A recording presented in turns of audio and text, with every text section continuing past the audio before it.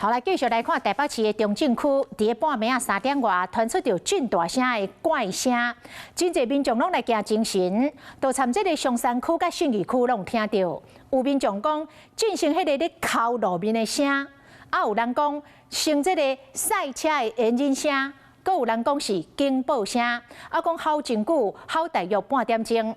早起一透早，警方出面来说明，原来是固定各种的火灾警报器害去，总共有50个警报器做火耗。 半暝时，雄雄传出真大的怪声，民众风吵甲困袂去，窗仔拍开一看，煞看袂出都有状况。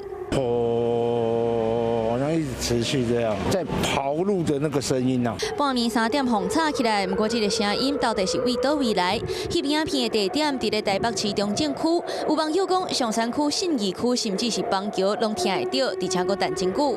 有时阵听起来，讲亲像赛车的引擎。 有时阵，佫亲像动物在吼。怪声是传到半个台北市，不过消防车的声是上清楚。警消接到消息，随到现场看。今日炮响声音是愈来愈明显，铃仔声佫有清楚的广播，就是火灾的警报器。 不过到别站楼，隔音的怪声又搁出现。这个袂输咧吼的声音，唔是虾米动物咧叫，是学校的警报器害去啊。地点就伫咧台北市的固定国中，敢若是火灾警报器内底感应器，因为空气的湿度伤悬，全小度引发。地区5站楼，伫要50个广播器拢做火弹，但伫要半点钟。今天早上已经通知厂商。 那目前会到学校针对这一个部分进行处理。加在敢若是警报器故障，不过有网友讲，想到这个自然现象。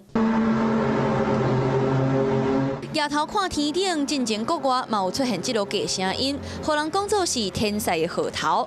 不过，这届台北市的怪声音已经互证实，不是自然现象。不过半暝出这落怪声，实在是有够惊人。 你好，我是宋彦明。想掌握最及时的新闻资讯吗？赶紧订阅、按赞、开启小铃铛，锁定华视新闻 YouTube 频道。